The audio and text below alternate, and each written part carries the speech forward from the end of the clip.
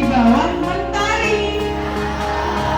Hobi literasi menambah isi, ilmu bertambah, hati berseri. Kelas 7, Ibu pengen lihat kelas 7 mana bukunya? Oke, cakep. Kelas 8, mana kelas 8? Makin cakep. Kelas 9, sama-sama cakep, berarti semuanya pada cakep. Feeling good, feeling good. Every day and every night, life is a journey full of spices. Gotta savor every slice. I have surprises on the corner. I can't predict, I can't pretend. Just have to make them yours and tell directly. Assalamualaikum warahmatullahi wabarakatuh.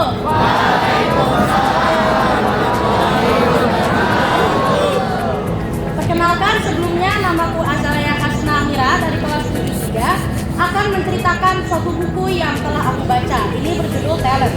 Jadi di sini itu aku menangkap ada dua cerita, ya. Yang pertama itu ada sekelompok anggota ataupun sekelompok pemuda yang ternyata bersahabat dengan naga. Nah, si kelompok pemuda ini tuh yang bisa aku temukan pertama namanya itu Eger. Entah kenapa dia itu kayaknya anaknya terlalu keras ya, berpikir keras ataupun berkepala dingin, dan yang namanya itu dia nggak suka banyak ngomong. Nah, di sini aku menangkap sedikit cerita bahwa sebenarnya itu ceritanya sangat rumit ya. Jadi sekelompok pemuda ini tuh bertemu dengan salah satu pasukan militer yang bernama Santo George.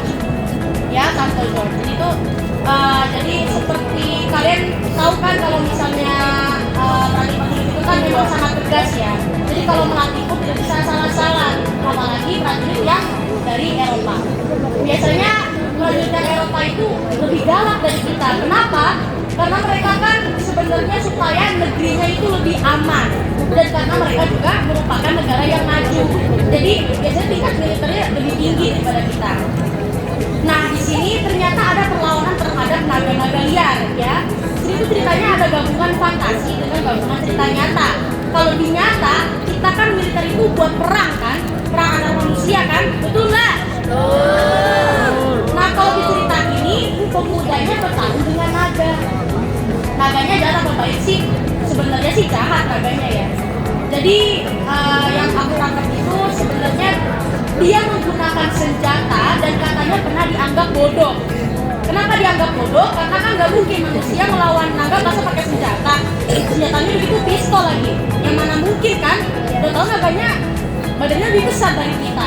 Tapi palingan cuma sekukunya doang. Sekukunya aja gede banget kan, kayak mobil, iya nggak? Iya.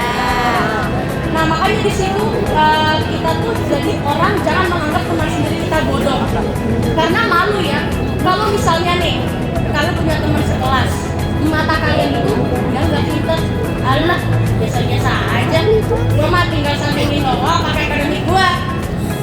Ternyata pas sudah gede, pas sudah kuliah, kalian lihat teman kalian, aku kok kayak kenal ya, siapa itu? Saprin, ternyata putri dokter lo ya. Perasaan dulu gua kuliah tuh biasa-biasa aja loh. Jadi kita nggak boleh jadi orang itu menganggap temennya bodoh. Belum tentu teman yang bodoh itu ternyata berperilaku jelek. Sebenarnya kita tuh lebih mengutamakan akhlak dibanding pendidikan. Kenapa? Karena Allah itu sangat merestui yang namanya akhlak baik di hadapan kita. Kalau misalnya kita nilai ulangannya jelek ataupun misalnya mata pelajaran lain kita nggak terlalu bisa, minimal di akhlak itu kalian udah benar. Kalau kalian udah berada di jalan yang lurus, berarti insya Allah Allah akan membantu kalian sampai kesuksesan. Jadi mungkin itu pesan moral yang aku ambil dari cerita ini, ya. Kita harus menjadi orang yang terus berusaha, bekerja keras dan pantang menyerah. Karena kesuksesan itu ada di tangan kita, dan jangan lupa berdoa kepada Allah Subhanahu Wa Taala, ya, untuk meminta kerestuan dan juga meminta kesuksesan. Ya, apalagi yang kakak kelas 9 yang pada ujian, ya enggak? Ya. Berdoa sama Allah ya, insya Allah pasti dikabulin masuknya sama Allah. Sekian dari saya, dan mohon maaf apabila ada kekurangan. Wabillahi taufiq wal hidayah. Wassalamualaikum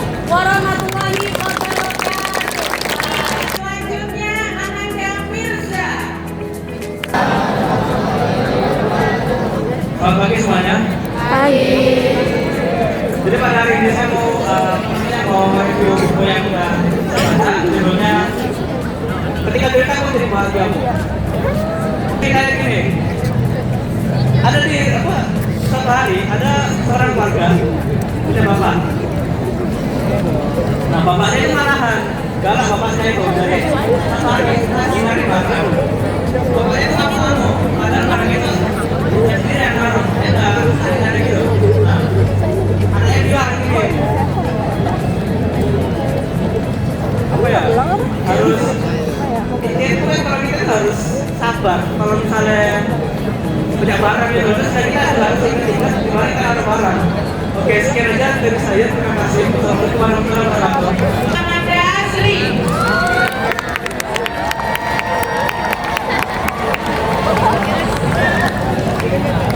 Assalamualaikum warahmatullahi wabarakatuh.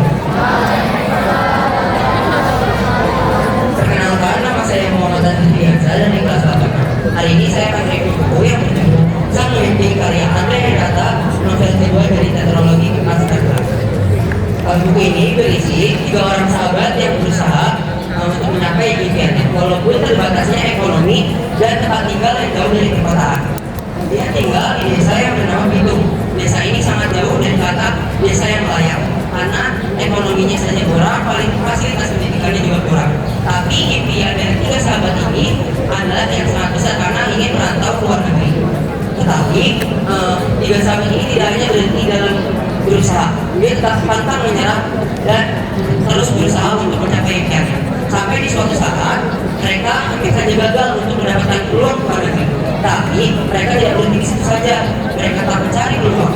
Walaupun hanya 2 sahabat yang berhasil untuk berkuliah di luar negeri, dan satunya menjadi pengusaha sukses begitu.